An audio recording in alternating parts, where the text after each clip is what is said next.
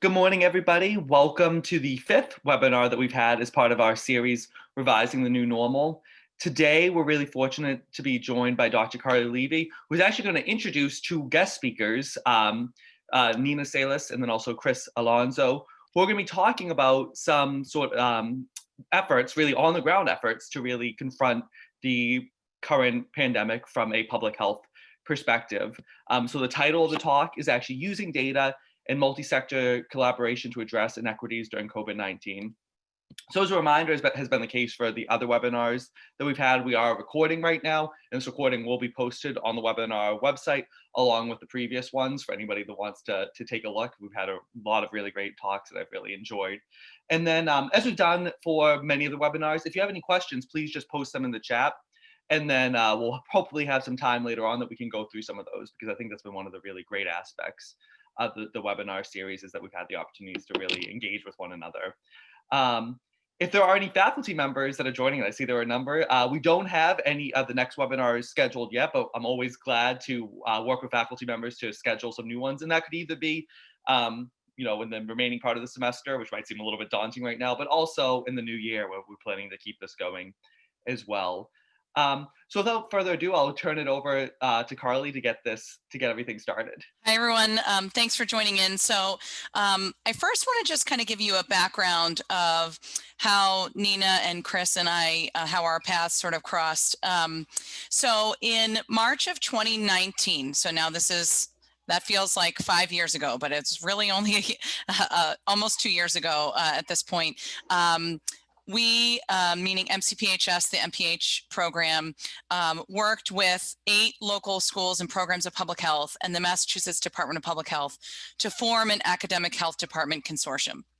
And so the goal here was to kind of bridge the gap between practice, so what's going on in the field, what's going on with local health departments, and public health academia.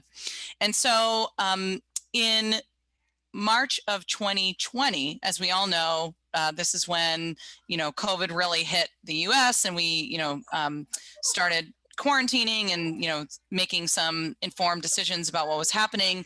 The Baker-Polito administration and the COVID-19 Command Center worked with the Massachusetts Department of Public Health to leverage the Academic Health Department Consortium to, sort of give a call to action.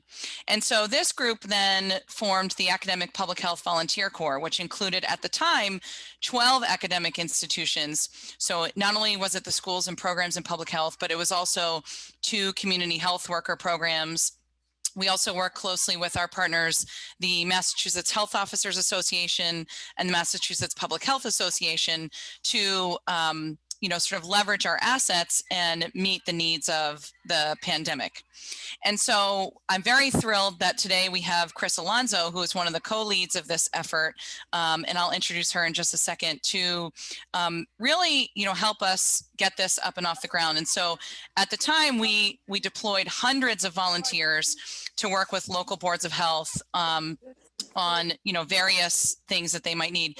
In the beginning of the COVID-19 pandemic, we were actually doing contact tracing, and then those responsibilities were actually transferred to the Community Tracing Collaborative, or the CTC, and Partners in Health. And so initially we were doing contact tracing, but we also assisted local boards of health with social media, doing wellness checks for their residents, doing data analyses, really supporting, augmenting, and amplifying the work of local health, and supporting them in those efforts. And we still have just over 200 volunteers deployed in the field. So those are students, faculty, alumni from a variety of academic institutions. I don't know, buddy. I'm on the phone, honey. Sorry. This is the work from home things that we're dealing with during the pandemic. But so what I was saying is we actually still have over 200 active volunteers in the field supporting local boards of health. And we have 2 team leads joining us today who have done some amazing work in the communities. And so they're a real prime example of how we can work together across sectors and use data to make informed decisions. They've both done really amazing work in their communities. So I'll first introduce Chris, and then when Chris is finished, she'll do a short Q&A. She does have to leave by 1 p.m., so we have to make sure that she's done. And then I'll introduce Nina. Chris Alonso is Christina, excuse me, is a third-year Doctor of Public Health student at Harvard. She is researching the impact of COVID-19 on Latinx populations in Chelsea. She was one of the co-leads of the Academic Public Health Volunteer Corps, so we also affectionately call it the APHVC, this summer during the initial COVID surge. She will be presenting on an analysis of the COVID positive cases for Chelsea that presented from March to August 2020. And I will actually put in the chat a report that was just released yesterday on some of the work that she did in Chelsea. So without further ado, I'd like to turn it over to Chris. And thank you so much for being here. I'm excited to hear you speak. It's been too long, even though it's been only a couple months. So thanks, Chris. Thank you, Carly, for the invitation. I'm really excited to be getting the word out about what we did in Chelsea, and good to see you. And hi, everybody. Thanks for coming. So just to give you a little bit of background on Chelsea and on why I was in Chelsea, and kind of, sort of like, I come from anthropology. So for me, the storytelling is always really important. Chelsea, you might have heard if you read the New York Times or the Atlantic, because Chelsea actually made big news that Chelsea was the hardest hit community in Massachusetts when COVID first hit. And Chelsea is a very small city. If you take the 111 bus from the Haymarket bus station, you'll get there in 15 minutes. You just cross the river, and it's a small city. It's about 4 miles around, and it's got counted legally, documented about 40,000 people. And there's estimates that there's anywhere between 60,000 and 80,000 people. Don't know, because there are a lot of people that are undocumented and unaccounted for. Chelsea tends to be one of the first stops that people make when they arrive in Massachusetts. So often you'll kind of know what's going on politically in the world by who's living in Chelsea. So for example, Chelsea has Latinos from Central American countries that are right now being destroyed by the narco wars. And so, you're going to have a lot of Hondurans, Salvadorans, Guatemalans, not a lot of Mexicans at all, not a lot of Bolivians, or Northern Argentinians, or, immigrants from other Latin American countries that come to the US. There's also a Somali community. Other refugees, oftentimes political refugees, will stop at Chelsea. So Chelsea, definitely the majority of people who live there are Latino, definitely very low level of education and very low level of understanding English. So a lot of these people work in, a lot of the men work in construction, a lot of the women take care of children, either they're nannies or they work in cleaning. So, very sort of low level jobs that are replaceable. So if they get sick, they can be easily fired and replaced by somebody else. There is a sausage packing factory in Chelsea. A lot of people work there, and a lot of people work on the docks in fish packing industry as well. The reason that I got interested in Chelsea is because I'm Spanish myself, and I lived in Central America and Mexico for 20 years. My whole adult life has been in the mountains of Guatemala and Mexico. And so I've been working and living with the people who are on the other side, the people who are thinking about coming over here, the people who are receiving the money from the people who come over here. So it made sense for me to, now that I like to work in local health, to work with people who are sort of, the extended family of the people that I know well, so that I could contextualize it a little bit and it wasn't as foreign. I also obviously speak Spanish, which is, I kind of feel like if you're going to work in Chelsea, you better speak Spanish, because otherwise you won't really understand much of what's going on. So when, as I was winding down the initial part of leading the volunteer corps, I was looking for a doctoral thesis, and I knew it was going to have to be on COVID, because if you're a doctoral student in 2020, you do a thesis on COVID, right? And it felt like Chelsea was the place, Chelsea had been so hard hit. It felt like at least I had the language in a gentle way. And so I got on a bus and I went to Chelsea, and I showed up at the collaborative, and I helped out at the food pantry for a couple of weeks, just so that people got to know me. And I sort of got a lay of the land. And then the next thing that I did was I started working with the city government and the local board of health to propose that we actually look at the data of the positive cases for COVID in Chelsea, and to have a better understanding. There's been a lot of theories thrown around of what happened in Chelsea, because of overcrowded housing, because of essential workers, because of, people singing in evangelical churches. And I thought, well, we really actually need to understand what can the data tell us. First, so that we can actually answer some of these questions. Was it the singing? Was it the essential workers? Was it, what was it? And secondly, so we can start to understand what's missing in the data as well, because there are, whenever you come up with results, you're always like, oh, I wish I had asked this question, and you can't ask certain questions unless you had the data. So we got access to weeks 11. You're all in front of me, so there, I'm gonna move you down. Okay, so we got access to weeks 11 to 32 of the calendar year. So this is March 9th to August 3rd. There isn't tracking of COVID cases before March 9th. Again, this was an international thing where we just decided that COVID was going to go away and that we really didn't have to worry about it. And then by March 9th, we realized we did have to worry about it. And the cutoff point was August 3rd. And by then the cases had gone down. It will be interesting if Chelsea continues to do this analysis to see how trends change over the time. And there was a total of 3,302 cases. Okay, so in terms of events, what we saw was, if you look at this map, this is the weeks by year, by calendar year. So these are hospitalizations. We didn't post a slide on cases because it's pretty much the same thing. You could just imagine this times 9, okay? So you can see that by the 11th week of the year, there was already people being hospitalized. And by the 15th week of the year, so we're talking about mid-April, there was, that was the peak in hospitalizations. And if you look at the peak in deaths is a couple of weeks later. So what this tells us that there was COVID in Chelsea in February. So when all of us were running around celebrating Valentine's Day, we were all giving each other COVID. This is an important point because this kind of, now that we're coming up on Thanksgiving and the holidays, what should I do? Should I see my mom for Thanksgiving? I would say no. And I think that this data really speaks to that, is that we had our first spike 2 weeks after Valentine's Day, by the way. Okay, I want my thing to connect. Let's see. Oh, here we go. That'll work better. Okay, so what are the ages of people who get COVID in Chelsea? So it's people in their early 40s. 44, it seems to be the time. And it looks like males and females are getting it at around the same ages. And then we looked at hospitalization. So who's being hospitalized? This is what we already know of COVID, is that the older you are, the worse it's going to go for you once you get COVID. So people in their early 40s aren't being hospitalized. And as people get older, by their late 50s, early 60s, people are definitely being hospitalized. And the mortality rate is definitely in people in their 80s. So people from mid 70s to kind of early 90s. That's where you're seeing the highest mortality rate.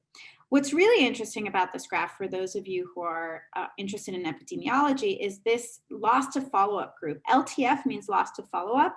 And what that means is people that we lost in the process. So they might have gone into the hospital and then we don't know if they got out. We don't know if they died. Really don't know. The people that recovered are people who came out of the hospital. They called the city back, let them know that they were okay and that they'd survived. So I think what's interesting about this is a sort of like a cultural, is this cultural because older people and phones and technology, and this is something we're talking about a lot as a culture, of how do we keep older people sane and healthy mentally during this time. And I think that this data point on, we're losing people in their early 60s answering our phone calls and getting back to us after they get back from the hospital. Who gets COVID in Chelsea? Hispanics, basically, that's who lives there. People in their 40s who live in Chelsea are going to be Hispanics. And so what you're going to see in Chelsea is that older people who live in the retirement homes are generally white, and the younger people who are the workforce are generally Hispanic. So 60% of the positive cases were Hispanics. These are going to be your workers. And then you're going to have your white people who are your more retired people who live in the retirement homes are going to be, that's sort of your cohort of white people who are getting. As you can see, no Native Americans, barely any Asians, and very, very few Black and African Americans are getting COVID. That's because of the demographic representation of COVID, of Chelsea, sorry. We looked at the labs. There's 31 labs that were used, and really fast turnaround time. It looks like you go in, you get your test, and I would definitely say that for now for Chelsea. Chelsea has an incredibly fast turnaround time. You get your test. I get tested regularly in Chelsea. You get your test, and by the next day, you've gotten your results. So really fast turnaround time. However, not a good data point is this. The average time between symptom onset and results is about a week. And I think this is one of the clues in understanding what happened to Chelsea. And this is really important. And this is one of the things that I hope that we can take seriously as a community, is that, first of all, people are waiting to get symptoms. And then we're going through, and we all do this in our head. Maybe it's just a cough. Maybe it's just my throat. Maybe it'll go away. Maybe if I take some vitamin C, maybe, we're almost doing this like praying, and that maybe if I don't do anything about these symptoms that are becoming more and more obvious, this actually won't be COVID. Added to this, we have to understand the context in that a lot of the people in Chelsea were probably very scared of their job. They got COVID. So somebody's got their mic on. Okay, thanks. So one of the things that we really want to push with this data analysis is that if people, as soon as people start experiencing symptoms, they need to get a test right away. They can't be waiting a week, because during that week, you're getting on a bus, you're going to work, you're seeing your family, you're going to church, you're going to daycare, picking up your kids. There's a lot of people that are going to be infected in that week, okay? But there's more to that. We did find that when people are hospitalized, they were in there for about a week. 90% recovered, and about almost 9% died. But I'm going to arrive here, I think, is the most important point of this data analysis, which is this, is that over a third of people who get COVID in Chelsea don't have symptoms. And this is where I think we can make some really big public health decisions. For example, in East Boston, in order to get a free test, you need to have symptoms. And I'm on the phone all the time with people who say, oh no, I haven't had a COVID test because I haven't had symptoms. And one of the things that I think we really need to push, especially as we're entering the second wave, is that you don't have to have symptoms to have COVID. So if we think about the last data point of people taking a week between symptoms and testing, if on top of that, a third of those people don't even have symptoms, you can imagine this is a super spreader event. This is just people walking around, not knowing that they have COVID, giving it to other people who are waiting a week while they're spreading it. And I think this really helps to explain why it is that things got so bad so fast in COVID. In Chelsea. If we look at employment, so again, this sort of mimics national data, but we can see that those who most got COVID were retired people, and then obviously followed by essential workers. Not to say that unemployed people didn't get it, but definitely unemployed people got it more than non-essential workers, which I think is also an important point. But this flips when we look at hospitalization. And this, again, maybe speaks to access to healthcare. So if you look at this, you see that those who are unemployed are being hospitalized more than those who are employed. So what this might suggest is that people who are not employed might not have health insurance. They're delaying care. They're delaying access to care. And then by the time then things get complicated, they get worse, and they end up having to go to the hospital. In Massachusetts, we should all have health care. So I think that this is something that we can really work on making sure that even though people are unemployed, they do have access to care. Again, I'm doing a community-based survey, and I'm hearing people say things like, I don't know if I have health care anymore because I lost my job and I'm not sure if I still have my health care. These are things that people need to know, especially we're in the middle of the pandemic. People need to know if they have health care and what health care they have. Then we looked at comorbidities, and comorbidities are diseases that people have that might make something worse. So it doesn't mean that if you have hypertension, you will die of COVID. It means that you're much more likely to die, okay? So what we looked at was what is affecting people's probability of dying of COVID. So we saw that one thing that's interesting is that Hispanics are less likely to die of COVID. This probably has to do with the age distribution. Those who are Hispanics and getting COVID are younger, and those who are white and are getting COVID are older. So that's probably what's explaining that point. And then the other point that I think is really, really important, and this is where we also can, take some community responsibility, is that these 4 diseases are not good with COVID. So cardiac disease, CPD, which is chronic pulmonary disease, and hypertension increase your odds of dying of COVID by over 100. This is worse than your probability of getting lung cancer if you smoke. Okay, and I bring up this example because in public health, we're always talking about the probability of getting lung cancer. If you smoke, we know that that's one of the worst things you can do with your time, because you will get lung cancer and you will die of lung cancer. This is worse. These numbers are worse. So if you have cardiac disease, if you have CPD, if you have hypertension, you do not want to get COVID. Not just you. If somebody in your family has these diseases, you will put them at risk if you expose them to COVID. And this is kind of, this is messaging that we can say. Now we know that the pandemic in Massachusetts has moved into people in their 20s. So if their grandmother has hypertension or if their dad has CPD, we really want to make sure that they're not exposing them. This is where we can do some community action steps. And diabetes as well is definitely going to increase your risk of dying of COVID, not as much as the other diseases, but definitely it's going to have an impact. Jobs and COVID. So retired people are much more likely to die of COVID. We know this nationally. We know that older people have a harder time surviving COVID. And then we looked at hospitalization. Are more people hospitalized than other people? And what makes them more likely to be hospitalized? So we found that women are less likely to be hospitalized. I am going to clarify though, once women are hospitalized, women and men have the same mortality rate, okay? What does happen is that women are less likely to be hospitalized. And this has to do with women and estrogen and how we, how our bodies manage infectious diseases.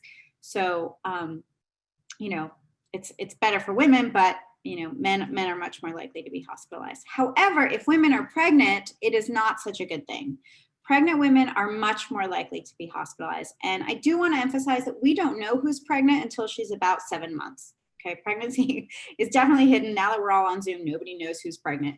So we want to make sure, again, if we're talking about community responsibility, we don't know who's pregnant and we don't know who's going to be pregnant by next month. So we really want to make sure that when we're walking around our communities, we're not exposing women who might be pregnant in the next month or who might be pregnant already. And that's anybody between the age of 13 and 50.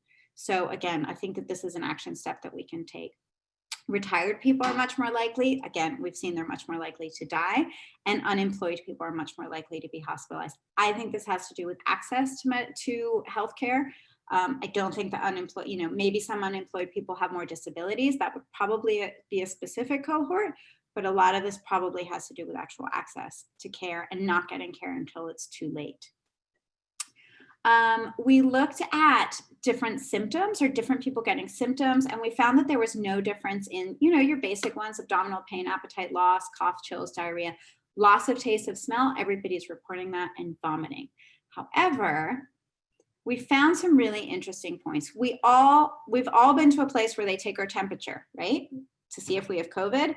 Well, it turns out that retired people and children should not be tested for COVID that way. Not tested, but screened for COVID that way. So we found that retired people are much less likely to have chills, headache, body ache, sore throat, and a fever. And this is really important, especially for those people who are working in old folks' homes or assisted living. We can't be relying on seniors to be getting a fever, to be getting the sore throat, to be getting the chills, to start thinking that they might have COVID. They might have COVID and just have loss of appetite, loss of sense of smell and taste, etc.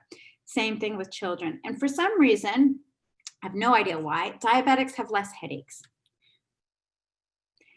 There are differences in increased risk of certain symptoms. So we did find that mostly being Hispanics, they're much more likely, they're almost 5 times more likely to report shortness of breath, and asthmatics. Not very surprising on the asthmatics. Really interesting that people who are, others sort of like this, some Hispanics categorized as white, some as black. It's sort of like a mystical category, not really sure. But for Chelsea, we can pretty much say that this probably represents Hispanics. So reporting a lot more shortness of breath. Shortness of breath is very scary. And it can involve increased health costs because you might call an ambulance. The sort of the chain of events that happens with shortness of breath can be terrifying in people who are already stressed out and upset. So in conclusion, what did we find? And these are sort of the take-home messages. And I think that these conclusions are probably relevant to other communities such as Lawrence, such as Lynn, such as Revere. Again, these cities could and should do their own data analysis. But these are important points as we're looking into the next couple months. We know that COVID is on the rise, and we know that we're all at risk, and now we have a better understanding of it. So we do know that essential workers in their mid-40s get it. We know that retired people get it. And we know that people who are retired and people who are older are much more likely to be hospitalized and to die. We also know that people are taking too long before the onset of symptoms to actually get a test. And during that time, they're exposing people, which is, increasing the rates of COVID. And more than anything, if there's one thing that you can take home from this is that a third of people that have COVID are not presenting symptoms. And that's a really, really, really important take home point. And it's probably why we keep having these, another hotspot, another outburst, there was another wedding and then everybody got sick afterwards. And then while Hispanics are less likely to die of COVID, probably because they're in the younger cohort, those with comorbidities such as cardiac and pulmonary diseases, hypertension, and diabetes are much more likely to die of COVID. Again, while women are much less likely to be hospitalized, pregnant women are very likely to be hospitalized. Side note, I'm a midwife, and when a pregnant woman is hospitalized, it's not looking good. We know that women are being induced, they're having C-sections, and so then we are also looking at a whole bunch of health issues for the mom and for the baby that could last a lifetime. And then finally, those with asthma, those who are unemployed, and those who are retired are much more likely to be hospitalized. So basically the take-home message is please do Thanksgiving by yourself and your family. Get tested. What we're really going to start pushing in Chelsea is get tested regularly. Do not wait for symptoms. Get tested regularly. In Chelsea, it's free. There's no conditional on getting tested. And we really want to make sure that we don't have asymptomatic people or people with some symptoms walking around giving COVID to people who might have CPD or who might be pregnant. And wear your mask and wash your hands. And thank you so much. Thank you, Chris. That was awesome, as always. She has about 1 minute, unfortunately, before she has to leave. So if anybody has a quick question, and there was a comment in the chat of why we need rapid at-home antigen testing, which I agree with.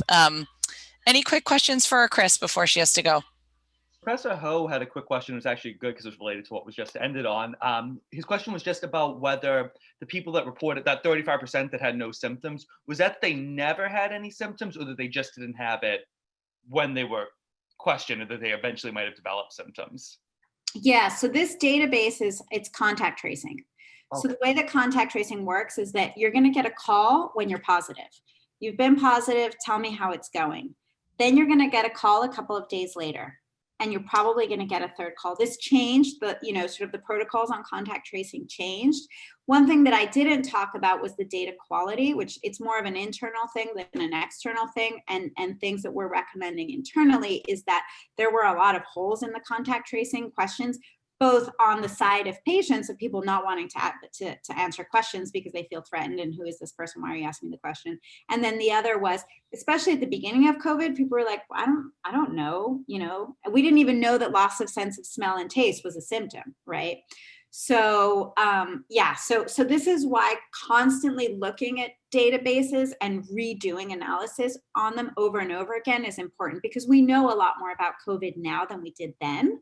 But looking at this database now, we can actually answer some questions that can probably shape how we do contact tracing, how we do public health messaging, and how we're educating healthcare providers and social workers and community health workers on how to educate the public about COVID. So it's kind of like this feedback loop. Yeah, so that we get better and better at understanding how does this behave and how does this behave in our bodies. Thanks, Chris. And one final question, I know you have to go. Are there any other factors that put younger Latinx population at higher risk? That's what we found. And I would definitely say that the more we get better at the quality of data, we're probably going to find that more comorbidities affect affect the outcomes of COVID.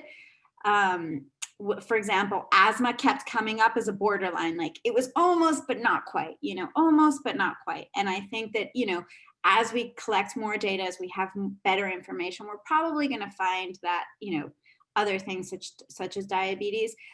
The thing that I would say definitely, and this is very relevant to Latino communities, is that what puts Latino communities at risk is that we're people that hang out together.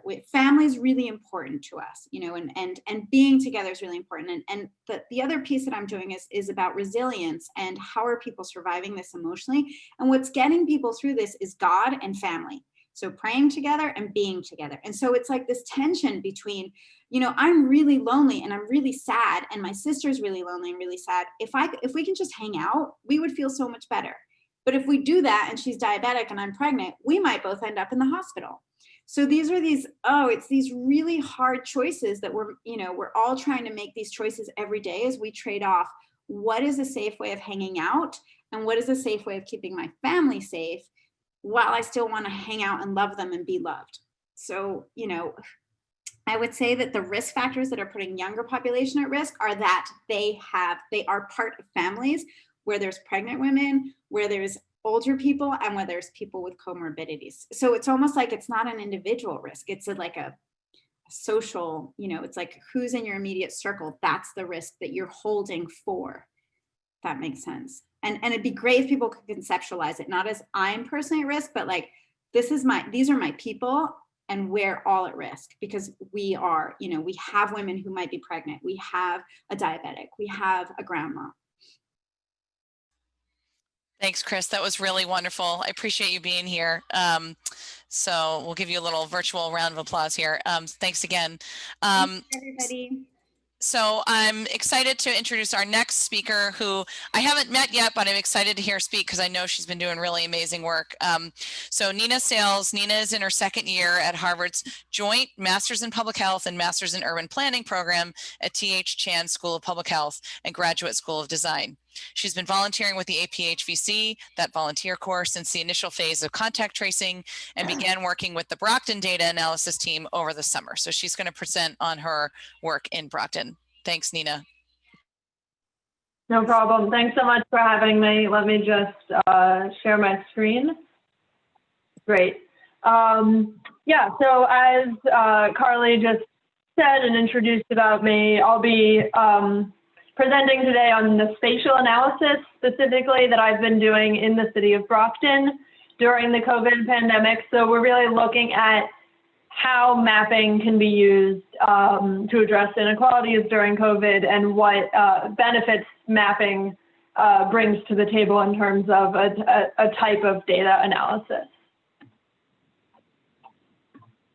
So as we all know, using data during a pandemic is a no-brainer, especially all that really great data that we just got from Chris on the city of Chelsea. It's so easy to understand why this data is important to us when we want to figure out what's going on with the pandemic. We've been glued to these graphs, like the numbers of new cases each day here in the United States is this graph. We've been worried about the reproduction rate, which is the speed at which the cases continue to grow and spread throughout a community. And obviously, we've been worried about morbidity and mortality, who's dying and at what rate. And this is all obviously for good cause. But there's one more type of data, which, as I've just said, is what I've been looking at, and that's spatial analysis or mapping. And this type of data, this type of way to look at the data, really, it's all the same data, helps us with a few things. Helps us target our interventions, specifically spatially or geographically, protect certain vulnerable populations if they have something geographically in common, which you'll see in our data, address disparities that might be spatial, and prioritize infrastructure investments. We don't simply live in space, we live in buildings, and we can see, is there something that those buildings have in common that might be putting us or putting some people at higher risk. So a really quick history lesson on this kind of analysis and why it's something that I do. As Carly said, I'm a student in public health and urban planning, and these two fields emerged together with mapping as a common tool for analysis. And one of the very first examples of this was in 1854 when John Snow mapped the extent of the cholera outbreak in London in relation to the local water pumps. He was able to discredit the theory of miasma, which was that there was this kind of something in the air that was making people sick. And he showed that there was fairly clear evidence that clusters around certain water pumps were the ones getting cholera, which led to understanding that the water coming through those pumps had a problem. So like John Snow, we started to understand fairly quickly that COVID was also not distributed randomly in space, nor is it distributed the same throughout a space. Like this top square in my slide, we know that that's not true about COVID or about most diseases. So it's our job to figure out why COVID is going to look a lot more like the bottom square there. Why is it distributed like this? Who is getting COVID? Where do those people live? And why are these people the ones who are getting it? So my first slide, which is starting with this idea of targeted interventions, gives some context to Brockton, Massachusetts. And so now we're thinking about the municipal level and how we might target intervention to Brockton. There have been 5,094 cases to date as of October 22nd. And Brockton is one of the hardest hit cities in Massachusetts. It's currently one of the Stop the Spread communities, which is a community that the state has a very close eye on and is doing extra testing and extra analysis and intervention.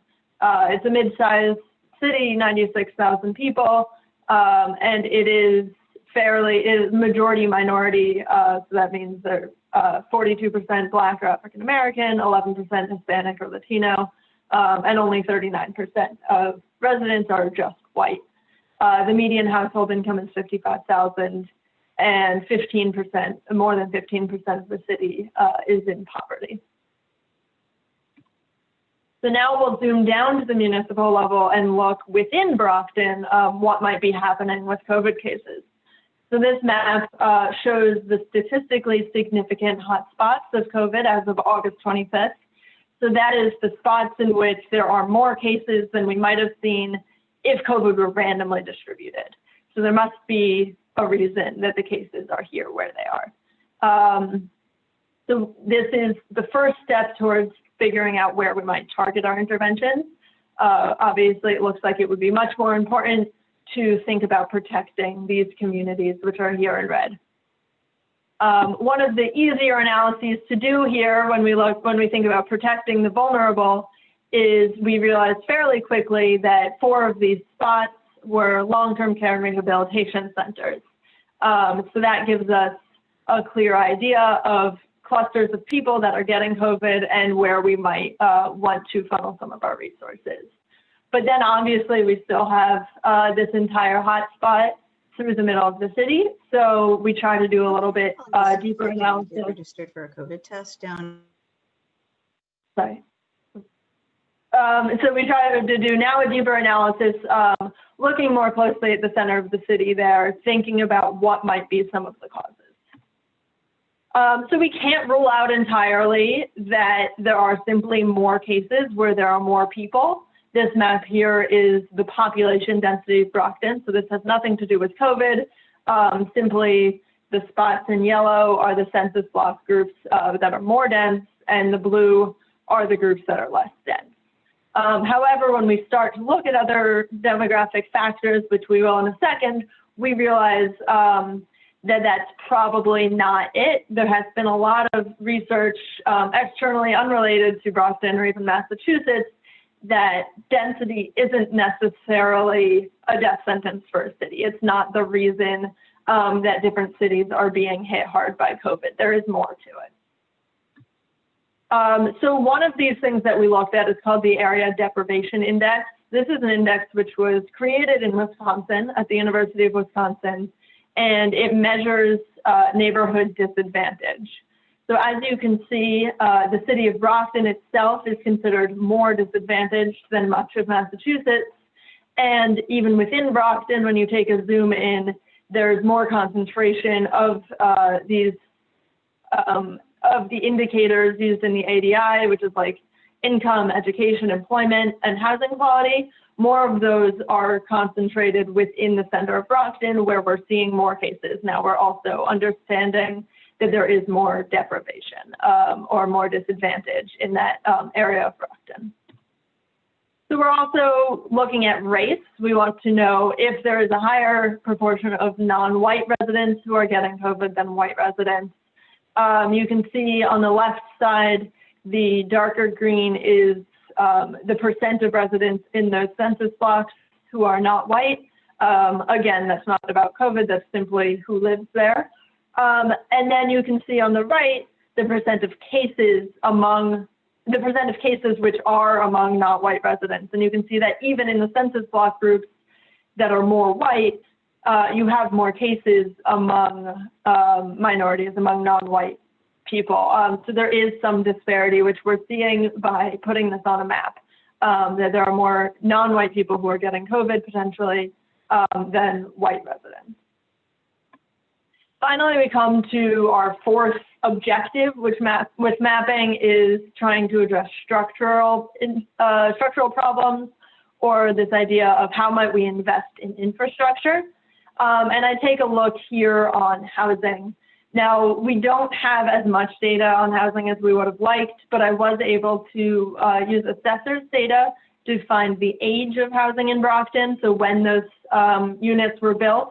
You can see on the bottom map here, the yellow and the light green are some of the oldest houses in Brockton built before 1930 or even 1900. And there is a lot of evidence in the literature that housing quality is known to be closely associated with health.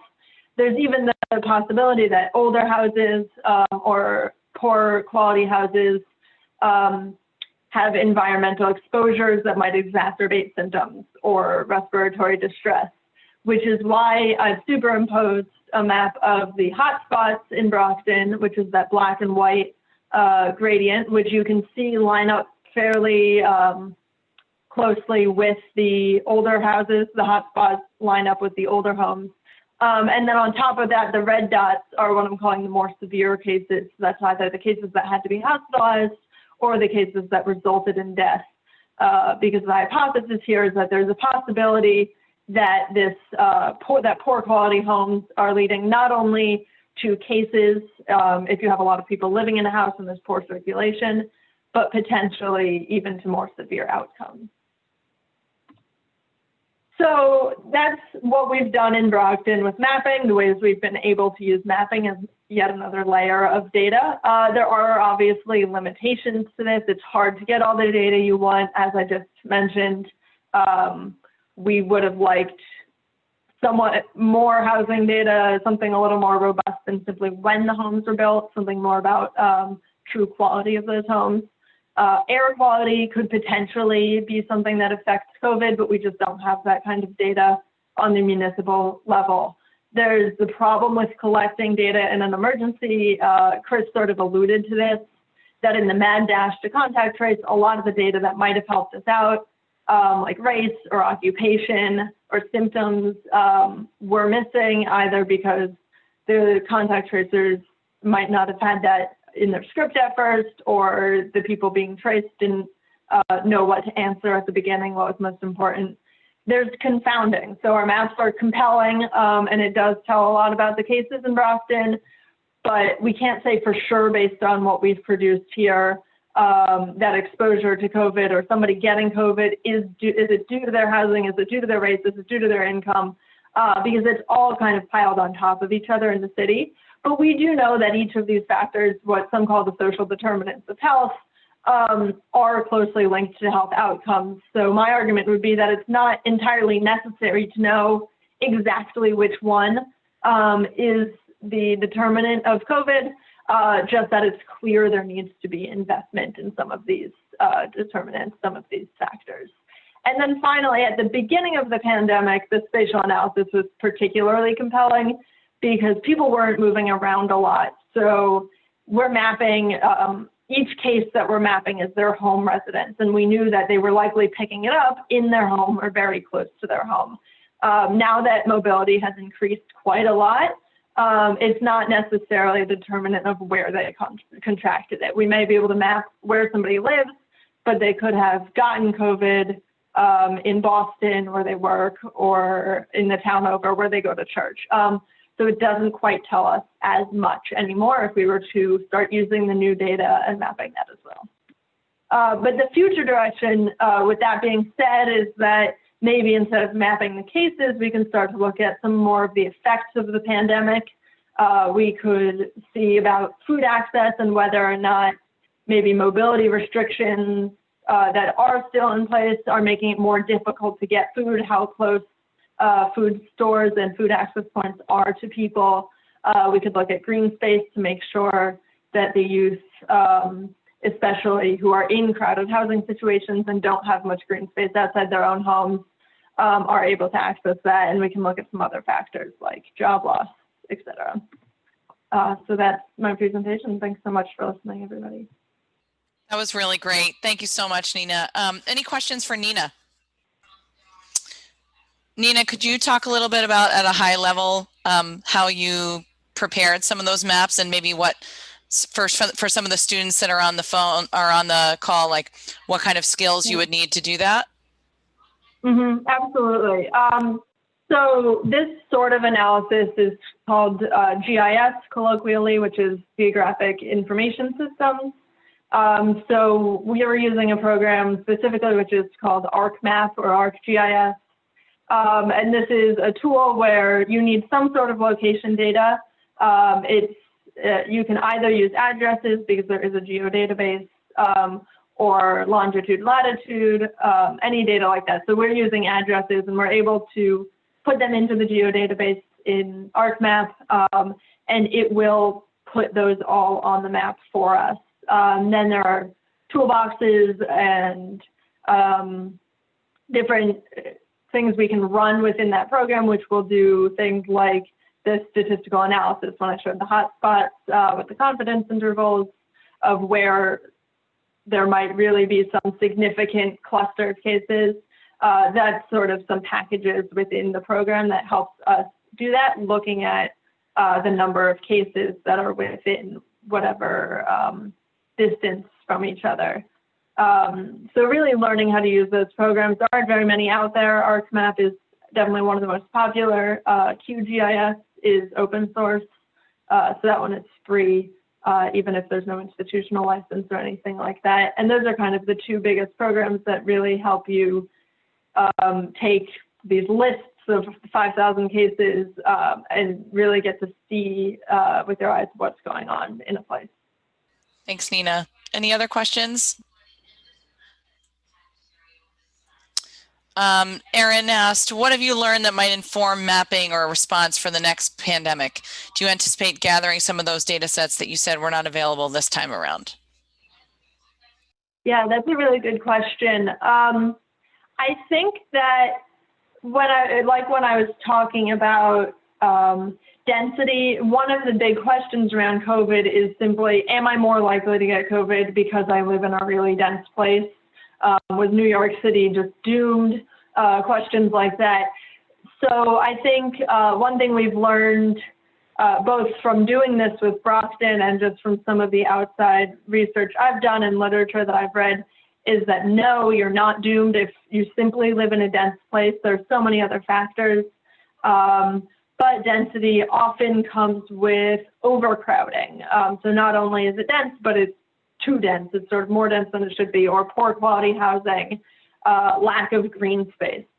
So I think we've learned from this project and from other spatial analyses of COVID that we need to look at some of those more specific determinants to figure out what city planning in the future can look like.